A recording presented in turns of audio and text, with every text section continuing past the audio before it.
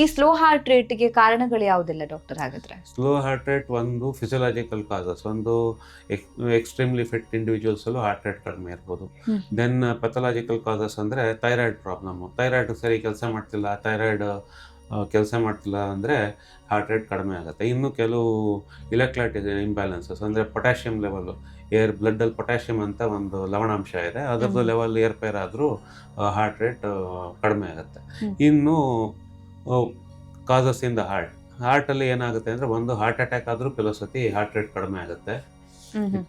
ಈ ನಮ್ಮ ಹಾರ್ಟಲ್ಲಿ ಸೈನೋಏಟ್ರಲ್ ನೋಡ್ ಅಂತ ಇದೆ, ಆಮೇಲೆ ಏಟ್ರೋವೆಂಟ್ರಿಕ್ಯುಲರ್ ನೋಡ್ ಮತ್ತು ಕಂಡಕ್ಷನ್ ಪಾತ್ವೇಸ್ ಅಂತ ಇದೆ. ಸೈನೋಏಟ್ರಲ್ ನೋಡು ಇಂಪಲ್ಸ್ ಜನರೇಟ್ ಮಾಡಿಲ್ಲ ಅಂದರೆ ಅದು ಸೈನಸ್ ನೋಡ್ ಡಿಸ್ಫಂಕ್ಷನ್ನು, ಅದರಿಂದ ಹಾರ್ಟ್ ರೇಟ್ ಕಡಿಮೆ ಆಗುತ್ತೆ.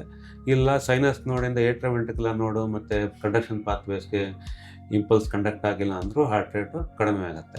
ಸೊ ಇದನ್ನು ಡಿಟೆಕ್ಟ್ ಮಾಡೋದು ಇ ಸಿ ಜಿಯಿಂದ.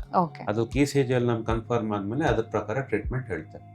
ಜೆನೆಟಿಕಲಿ ಈ ಸಮಸ್ಯೆ ಏನಾದರೂ ಬರುತ್ತಾ? ಹೌದು, ಒಳ್ಳೆ ಪ್ರಶ್ನೆ. ಕೆಲವು ಸಲ ಜೆನೆಟಿಕಲಿನೂ ಬರುತ್ತೆ. ಕೆಲವು ಮಕ್ಕಳಿಗೆ ಹುಟ್ಟಿದಾಗಲೇ ಹಾರ್ಟ್ ರೇಟ್ ಕಮ್ಮಿ ಇರುತ್ತೆ.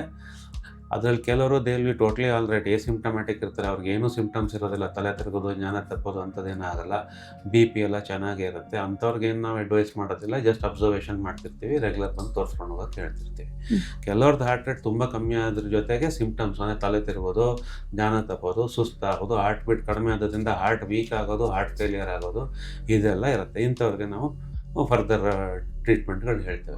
ಇದಕ್ಕೆ ಟ್ರೀಟ್ಮೆಂಟ್ ಅಂದರೆ ನಿಮಗೆ ಔಷಧಿಗಳಿಲ್ಲ, ಬಾಯಿಂದ ತಗೊಳ್ಳುವಂಥ ಮಾತ್ರೆಗಳು ಈ ಹಾರ್ಟ್ ರೇಟು ಹಾರ್ಟ್ ಬೀಟ್ ಆಗದೆ ಇರೋದಕ್ಕೆ ಮೆಡಿಸಿನ್ಸ್ ಇಲ್ಲ. ಹಾರ್ಟ್ ಅಟ್ಯಾಕಿಂದ ಆಗಿದೆ ಅಂದರೆ ನಾವು ಅದಕ್ಕೆ ಆಂಜಿಯೋಗ್ರಾಮ್ ಮಾಡಿ ಆ ಬ್ಲಾಕ್ಡ್ ಆರ್ಟ್ರಿನ ಓಪನ್ ಮಾಡಿದ್ರೆ ಹಾರ್ಟ್ ಬೀಟ್ ಸರಿ ಆಗುತ್ತೆ. ಇನ್ನು ಪ್ರೈಮರಿ ಕಾಸಸ್, ಈಗ ನಿಮಗೆ ಥೈರಾಯ್ಡಿಂದ ಆದರೆ ಥೈರಾಯ್ಡ್ ಹಾರ್ಮೋನ್ ರಿಪ್ಲೇಸ್ಮೆಂಟ್ ಕೊಡ್ತೇವೆ.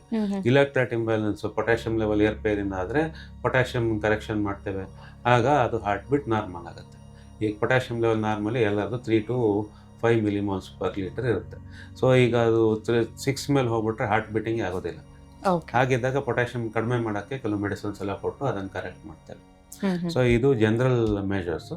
ಇದು ಯಾವುದೂ ಇಲ್ಲ, isolated heart impulse generation problem, impulse conduction problem ಆಯಿತು ಅಂದರೆ ಆಗ ಫರ್ದರ್ ಡಿವೈಸಸ್ ಬರ್ತವೆ.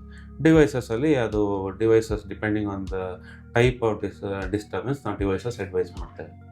ಸೊ ದೀಸ್ ಆರ್ ಡಿವೈಸಸ್ ನಾವು ಸಣ್ಣ ಮೈನರ್ ಸರ್ಜರಿ ಮಾಡಿ ಇಂಪ್ಲಾಂಟ್ ಮಾಡಿ ಅದರಲ್ಲಿ ಹಾರ್ಟ್ ಬೀಟ್ನ ರೆಗ್ಯುಲೇಟ್ ಮಾಡ್ತೀವಿ.